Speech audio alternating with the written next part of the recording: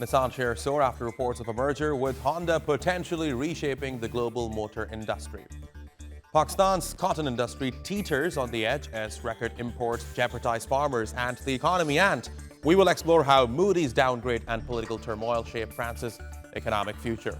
Hello, I'm Jafar Hasnan with the latest business and finance news here on TRT World.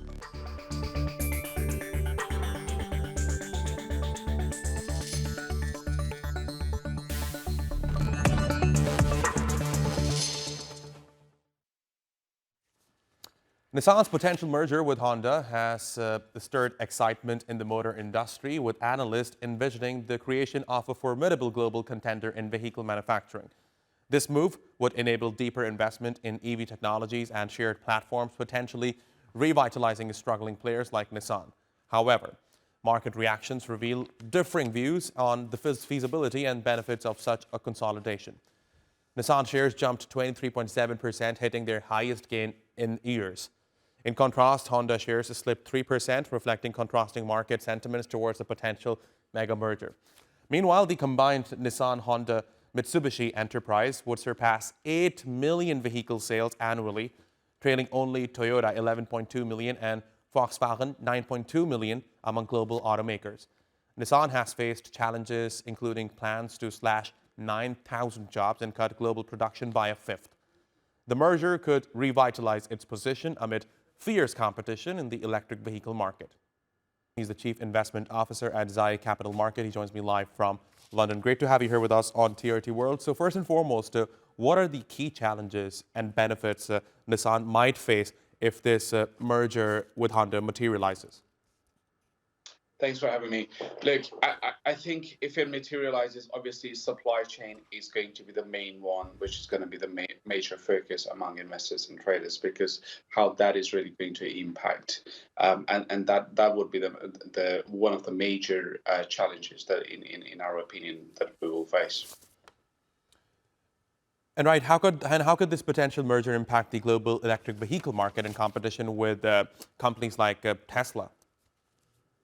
Well, look, Tesla is in a very different territory, because let's say that if you look at the second-hand market for the electric car, Tesla's batteries, they are not, the warranty is so big on the batteries that they are not only catered for about 6 or 7 years. If you're looking at any other car on the market, you are looking at the battery life.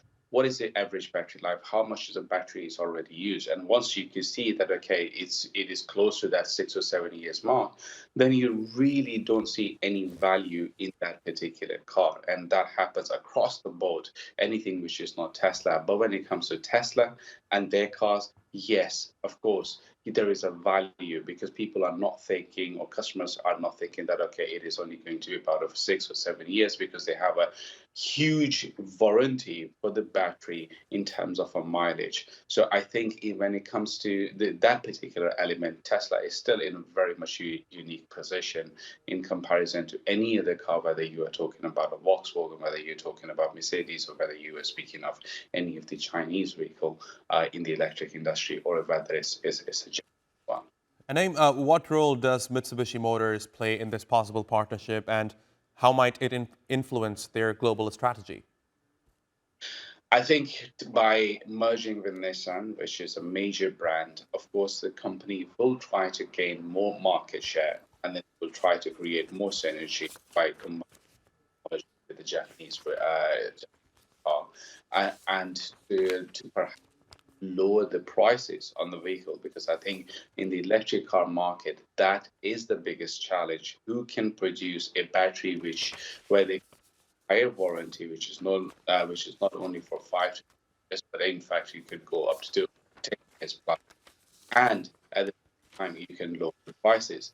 But more importantly, when you're speaking about European countries, when you're speaking about entering into Europe, then you have these tariffs, which every particular company which is not European has to pay a huge amount in terms of a tax, and then it brings the car value in line with the European car makers.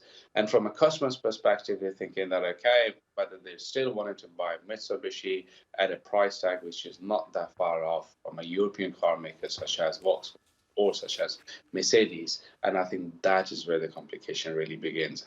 And if Mitsubishi can resolve that particular equation, they should be in a very good position. Naeem Aslam, thanks very much for joining me here on TRT World. I really appreciate your taking out the time. Thank you for having me. And now the cotton sector, once the backbone of Pakistan's economy, is now caught in an unprecedented crisis.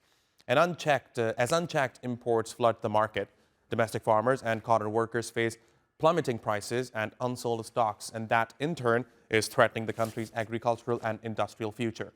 Comparisons to the ongoing wheat debacle underline the gravity of the situation, calling for immediate intervention to avert a disaster. Cotton imports reached a staggering 1.1 million sales by November 30, with yarn imports hitting 600,000 bales. Projections for 2025 suggest imports may rise up to 5 million bales of cotton and 1 million bales of yarn, setting a historic record. Now, these duty-free imports have caused a complete halt in domestic sales, leaving farmers with unsold stocks and rising concerns.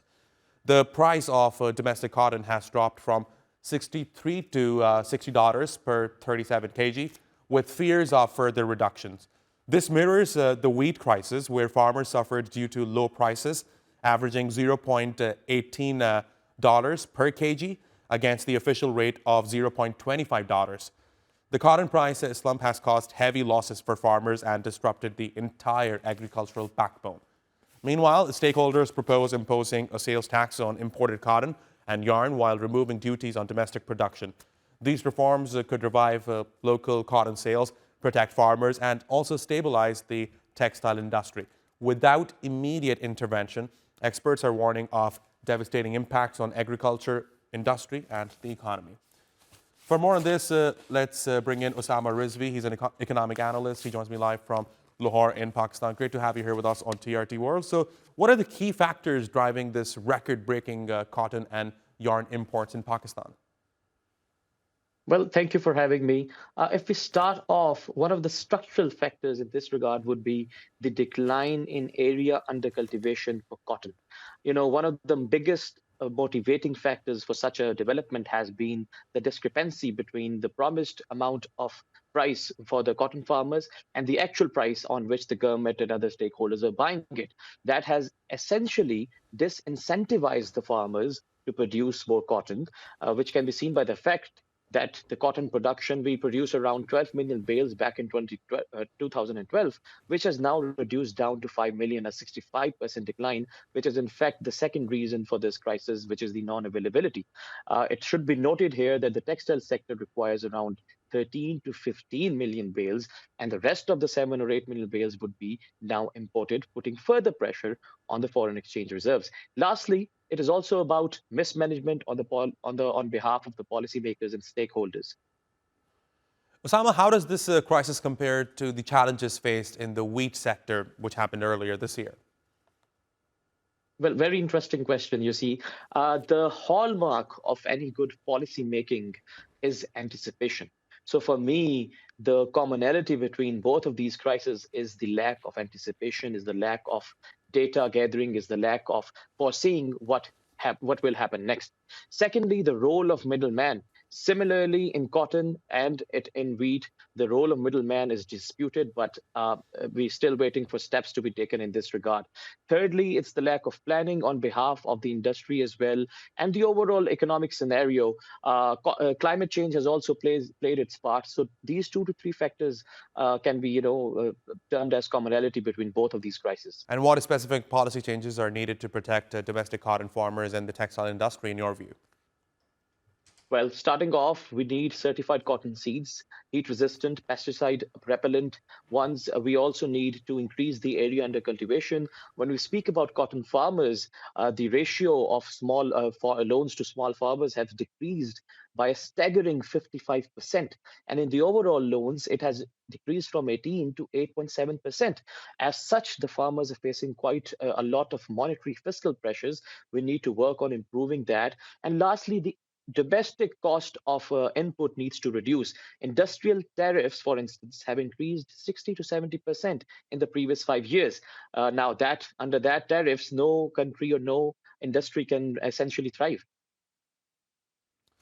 And lastly, Osama, how could these issues impact Pakistan's broader agricultural economy and foreign exchange reserves?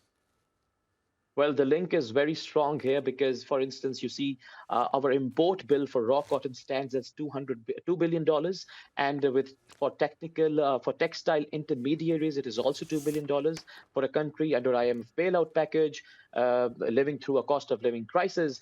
$4 billion of imports puts downward pressure on our foreign exchange reserves, which are also not very high, and this starts a vicious cycle. So I believe that we cannot afford higher imports, specifically when the dollar has strengthened and Pakistani rupee has devalued. That's why I always say that commodities or agriculture crisis feeds into social crisis as well and represents itself as a poly crisis, making it more difficult for policymakers to navigate. Osama Rizvi, thanks very much for joining me here on TRT World. I really appreciate your time.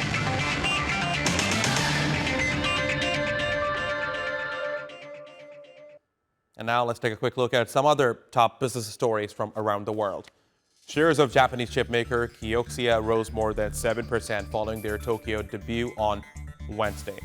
The initial public offering, scheduled for October, was delayed due to a slump in technology stocks. Valued at over $5 billion, the offering was priced at $9.5 per share, making it Japan's second largest IPO this year. Top Republicans and Democrats in Congress unveiled a stopgap measure on Tuesday to fund federal agencies through March 14. The measure would maintain the $6.2 trillion budget at current levels, covering essential programs. The measure aims to prevent a government shutdown and keep services like air traffic control and drug safety running. U.S. retail sales jumped 0.7% in November, surpassing forecasts driven by higher spending on vehicles and online goods. And yearly sales also increased 3.8%, reflecting the strong consumer demand. The data highlights economic resilience supported by low layoffs and steady wage growth. Meanwhile, economists suggest the figures may prompt the Federal Reserves to pause rate cuts in January. And Thailand's industrial sentiment hit an 8-month high in November, climbing to 91.4, driven by stronger tourism and exports. The Federation of Thai Industries noted that year-end orders and government spending also supported the growth. However, future sentiment dipped slightly over concerns about U.S. trade policies, geopolitical risks, and plans to raise the minimum wage. Welcome back. Credit ratings agency Moody's has downgraded its credit rating for France. The country finds itself in political turmoil following Parliament ousting former Prime Minister Michel Barnier after rejecting his budget plans. So how is this economic situation in the country? Emre Bose takes a look. The Eiffel Tower, a symbol of pride in France. But currently, industry in France is nothing to be proud of. Rating agency Moody's has downgraded France's credit rating from AA2 to AA3. They say it's because of the country's weaker economic outlook and growing political instability. The move will put pressure on France's borrowing costs. 2 weeks ago, French Prime Minister Michel Barnier was ousted in a no-confidence vote. His plans for a 2025 budget involved heavy austerity measures, which critics say will slow economic growth. Already, France's GDP, though rising in the third quarter, is still lackluster, staying within the 0.2 to 0.4% range. And growth expectations for next year have been lowered from 1.2% to 0.9%. There is another problem with France's budget. It's continued to rise for the past few years, increasing debt. The country's deficit since the post-COVID era has stayed above negative 4.8% of GDP, and this year it's expected to reach negative 6.1% of GDP. One of the reasons it keeps going up is due to increased public spending. A large portion is going to subsidizing electricity bills due to rising energy prices. And the government is also giving a significant amount of funding to farmers, a €61.3 million support package awarded in June. Recent protests by farmers against a possible EU and South American trade deal indicate France's commitment to support them. I said I disagreed with the agreement as it had been provided to us, but very clearly, Our farmers will not be the sacrifices at the bottom of a mercantilism of the century before. So we have to think strategically. Trade has to be linked to climate, to a framework of sovereignty, but sovereignty includes food and agricultural sovereignty. So with authorities united in rejecting austerity measures and growth not so impressive, the deficit for France looks set to rise. Emre Boz, TRT World. For more on this, we are joined by Jacques Roland in Saint-Malo, France. He's a senior research fellow at the Global Policy Institute. Great to have you here with us on TRT World. So, how significant is Moody's downgrade for France's economic credibility on this global stage? It's not a good sign, but it's not dramatic. It actually has not affected interest rates. Even Moody's says they are not too worried because France is a rich and diversified economy. And one thing is that when the French debt was open to subscription recently, it was oversubscribed 5 times because people know that France has a lot of private savings, a very efficient tax system. The private saving is twice as big as our public debt, and a very efficient tax system. And really, they are not that worried. The spread between France and Germany is less than 100 points. And at the same time, it's not affecting the economy that much. Really, there's no risk in a way. Yes, it is affecting. There's no risk of a financial crisis, but there's risk of an economic crisis. Right, and that's what worries by me. that, do you mean that there's going to be an immediate impact on borrowing cost and public services in the country? Not so much on borrowing costs, even though the increase will probably add 20 billion francs to the French budget, and which make repaying the debt because of the increase in the debt, repaying the debt, the second biggest item in the French budget. So, but it's the consequences on the economy, and mostly due to the political insecurity. And that is very bad. And we saw that yesterday, for example, in an unprecedented move, trade unions and employers' union published an open letter saying that it's time to bring stability because at the moment, everything is going wrong. Nobody wants to invest. They don't know what the future is going to be made of. They don't know what the taxing level will be. And there's nothing worse for the world of business than insecurity. So they'd like to have a program very soon, or a budget very soon. But unfortunately, we are not close to that. Yesterday, Bayrou, the Prime Minister, said he would make his general policy declaration on the 14th of January, which is quite a long time. And all that is bad. And we see at the moment that unemployment is rising. That's one of Moody's concern. And our public deficit trajectory is not good. Instead of bringing down to 5%, Moody's expected to be 7% at the end of next year. So, but actually, it's a problem which will be shared by all of Europe. All of Europe at the moment is doing very badly. The French economy is expected to grow next year by 0.7%, but the Eurozone by 0.2%. Jacques Roland, thanks very much for joining me here on TRT World. I really appreciate your taking out the time. Okay, thank you. Now, when you see the wreckage and destruction in Palestine, you can see how Israel's war has devastated the economy of Gaza. Gaza and the occupied West Bank are on the brink of economic collapse. Recent World Bank data reveals a staggering economic toll. Inflation in Gaza soared by 300% in the past 12 months to October, with food prices surging by 440% and energy costs more than tripling.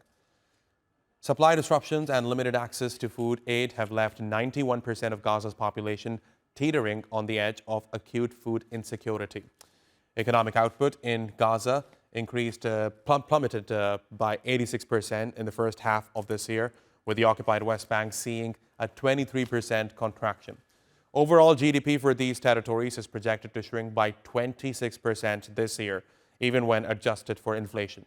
Now, the war has devastated much of Gaza's infrastructure. About 93% of bank branches in the besieged enclave have been destroyed.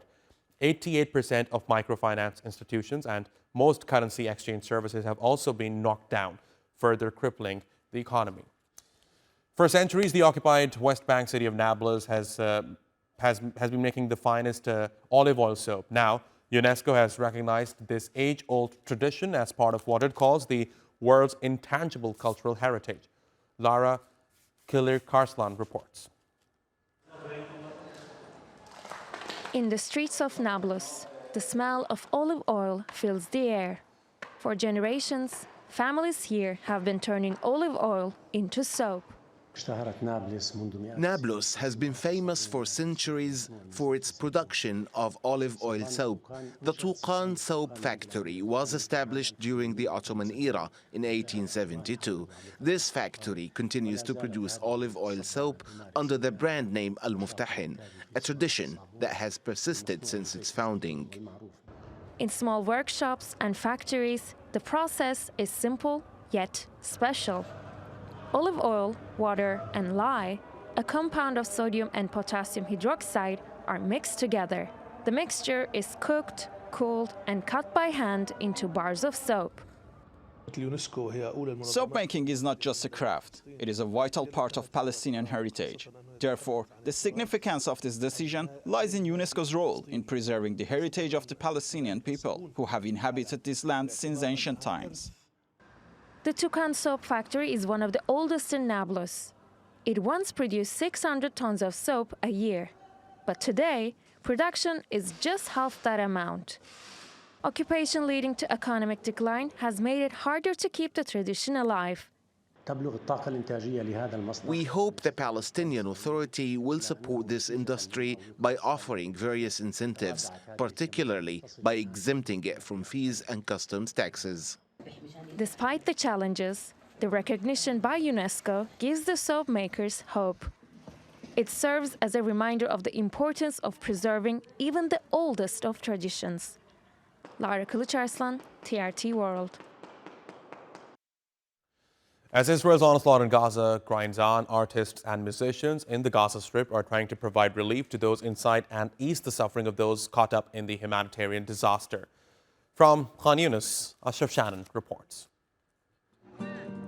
Art is a powerful medium for expressing pain and nurturing hope amidst the harsh realities of living in tents and displacement in Gaza.